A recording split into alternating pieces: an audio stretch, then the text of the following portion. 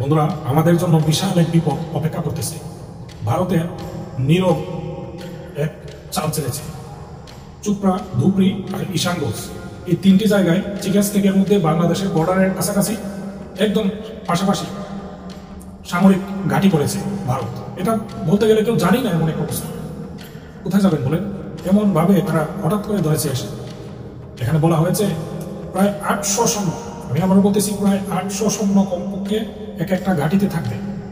এক একটা ঘাঁটিতে 800 সৈন্য থাকবে বর্ডারের একদম কাছাকাছি তিনটা জায়গায়, চুপড়া, ধুবড়া আর ঈশানগঞ্জ।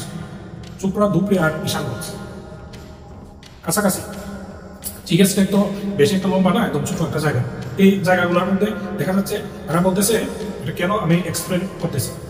তারা বলেছে যে এখানে কোনো যুদ্ধের জন্য এটা আনা হয়নি, কিন্তু তারা বলতে চাইতেছে যে যদি কেউ কোনো ধরনের কোনো আক্রমণ করে তখন এটা তারা প্রতি আক্রমণ করবে বা ঠেকাবে, এই জন্য আনা হয়েছে। বিশেষ করে চীনকে ঠেকানোর জন্য তারা বলতেছে। এখানে একটা জিনিস লক্ষ্য করতে হবে, সেটা হলো তারা কিন্তু সরাসরি বলবে না যে তারা আক্রমণ করবে। আর বাংলাদেশে কিন্তু তারা এমনিতে সরাসরি তারা আক্রমণ করবে না, কিন্তু তারা একটা সিস্টেমের ওপর দিয়ে চলে। এই সিস্টেমের ওপর দিয়ে চলার পরেও দেখা যাচ্ছে বাংলাদেশের দিকে তারা অনেকটাই মানে কি বলে অ্যাট্রাকটিভ। তারা বাংলাদেশকে সরাসরি তারা আক্রমণ করবে না, এবং বাংলাদেশও কখনো ভারতকে সরাসরি আক্রমণ করবে। এটার কারণ আছে। আপনারা সবাই শুনতেছেন, এখন সবাই বলতেছে ভারত বিদ্বেষী কথা, কিন্তু আপনারা এটা যদি বলি হয়তো আপনাদের সবার বিশ্বাস নাও হতে পারে। ভারতের সাথে বাংলাদেশের আলাদা একটা সম্পর্ক রয়েছে, সেটা হলো ভেতরকার সম্পর্ক। বাইরে যেরকমই হয় না কেন, ভেতরে ভেতরে কিন্তু ভারতের সাথে আলাদা একটা সম্পর্ক রয়েছে। যেমন ধরেন পাকিস্তানের সাথে ভালো একটা সম্পর্ক, কিন্তু আমি আবারও বলতেছি কিন্তু যদি পাকিস্তানের সাথে মানে ভারতের কোনো কিছু একটা হয়, তখন কিন্তু ভেতরে ভেতরে সামরিকভাবে বাংলাদেশ কিন্তু ভারতের সাথে, এটা হয়তো বা নিউজের মধ্যে সরাসরি আসে না, কিন্তু সামরিকভাবে ভারতের সাথে এবং দিতেই হবে। তার কারণ আছে, আমি এক্সপ্লেন করতেছি জিনিসটা। যেমন ধরেন ভারত কখনোই কিন্তু চাইবে না বাংলাদেশের মতো একটা প্রতিপক্ষকে হারাতে। প্রতিপক্ষ বলবো না, বাংলাদেশের মতো একটা বন্ধু রাষ্ট্রকে হারাতে। বন্ধু রাষ্ট্র কেন বলবো? ভারতের মধ্যে বর্তমান যে সরকার রয়েছে, সে সরকার হলো বাংলাদেশ বিদ্বেষী, কিন্তু ভারতের মধ্যে 65% উপরে মানুষ তারা বাংলাদেশকে ভালোবাসে। এটা সত্য কথা। এটা আমি যদিও ভারতের বিপক্ষে অনেক লেখালেখি করেছি, অনেক ভিডিও করেছি, কিন্তু এটা সত্য কথা। এখন আসেন বাংলাদেশের কাছাকাছি যে বর্ডারের কাছে যে তারা সীমান্ত করলো, সীমান্তের কাছাকাছি যে তারা এই সামরিক বাহিনী যে আনলো, সামরিক জিনিস যে আনলো, তারা কি বলতেছে? তারা বলতেছে যুদ্ধের জন্য যত প্রকার, যেমন ড্রোন থেকে ধরে, তারপর সমরাস্ত্র সহ, তারপর আপনার বিমান, যুদ্ধ বিমান থেকে ধরে যা কিছু লাগে সব কিছু বলেছে সেই জায়গার মধ্যে আনবে। প্রত্যেকটা মানে তিনটার মধ্যে তিনটাতেই আনবে। কারণ তিনটা তো ফার্স্ট হয়েছে, এই তিনটা কিন্তু ফার্স্ট হয়েছে। আমি এইমাত্র দেখলাম তারা লাইভে আসছে এবং তাদের নিউজ প্রেজেন্টার বলছে, এটা কিন্তু সরাসরি তারা হুট করে বলে নাই, তারা এটা এখানে করে নিয়েছে, তারপর এটা বলেছে। অথচ এতদিন পরে এই জিনিসটা সামনাসামনি এসেছে। বাংলাদেশের কোনো নিউজ কিন্তু এখনো নিউজ করতেই পারে নাই। এটা হয়তো বা এখন আসবে নিউজের মধ্যে, হয়তো বা এখন আসতেও পারে যদি তারা দেখে। কারণ এই জিনিসটা থেকে বাংলাদেশে কি আক্রমণ হবে, আমি এটাকে সরাসরি না করি।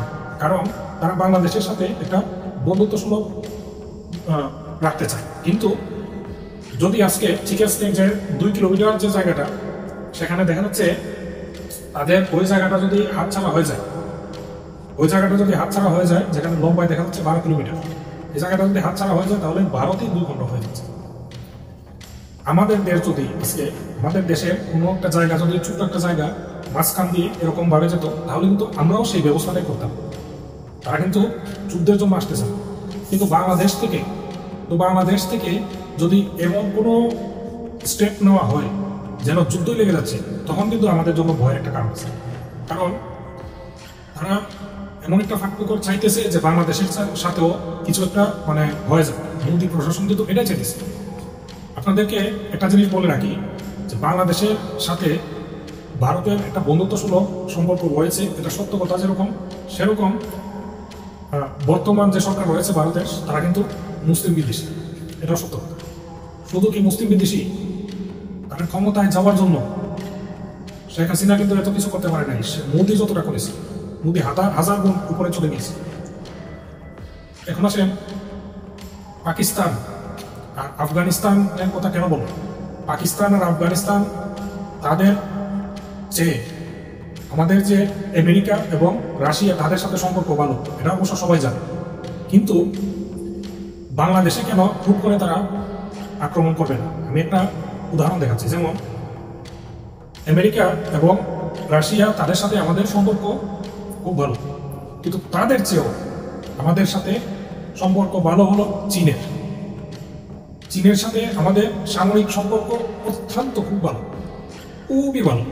এটা হয়তো বা নিউজের মধ্যে আসে না, খুব কম আসে, এই জিনিসগুলো বলা যায় না, এই জন্য নিউজের মধ্যে বেশি একটা আসে না। এমনকি যারা ইউটিউবের মধ্যে ভিডিও করে তারাও বেশি একটা বলতে পারে না, কারণ বিপদে পড়ে যাবে পরবর্তীতে। খুব আমি একটা জিনিস, দুইটা জিনিস বলি। যেমন ধরেন কয়েকদিন আগে আপনারা শুনেছেন যে চীন তারা নিজেরা তাদের ওই জায়গা থেকে সামরিকভাবে আমাদের যেন কিছুটা অস্ত্র নিজেরা বানাতে পারি, নিজেরা উৎপাদন করতে পারি, সেজন্য তারা নিজেরা বাংলাদেশকে দিতেছে।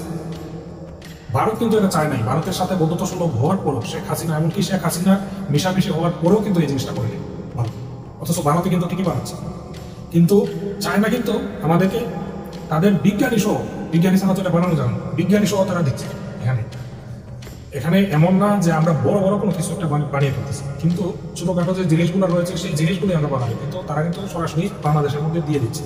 এবং এই প্রথম বাংলাদেশের মধ্যে সামরিক কিছু সরঞ্জাম তৈরি হবে, তার মধ্যে একটা কিছু রয়েছে গান, আর কিছু রয়েছে ড্রোন, আর কিছু বিভিন্ন ছোটখাটো সামগ্রী রয়েছে।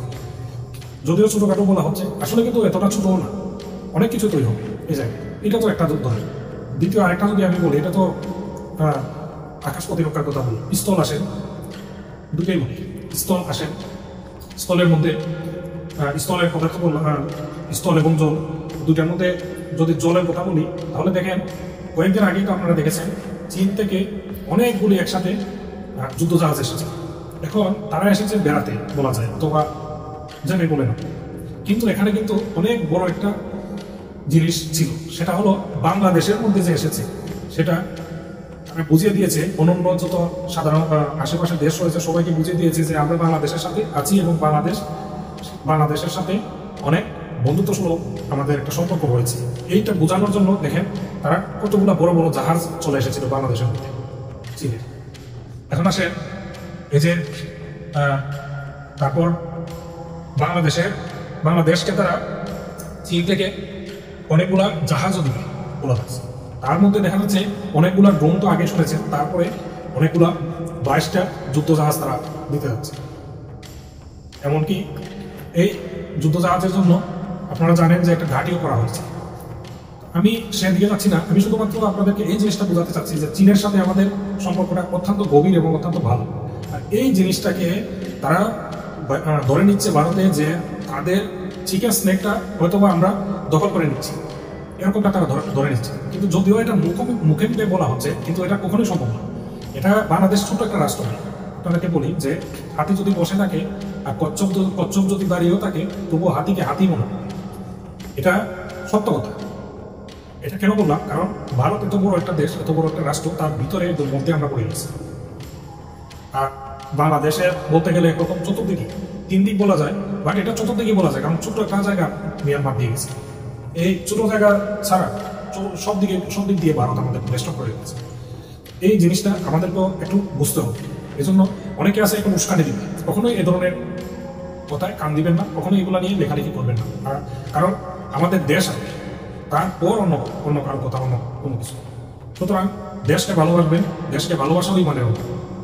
আর আমরা একতাবদ্ধ হয়ে থাকি, কারো কোনো উস্কানিতে বা কোনো দলের কথায় বা কারো কোনো নেতার কথায় আমরা হুট করে, অথবা কোনো আমিরের কথায় হুট করে আমরা কোনো কিছু বলে দিব না, কোনো কিছু লিখে দিব না, আমরাই বিপদে পড়ে যাব।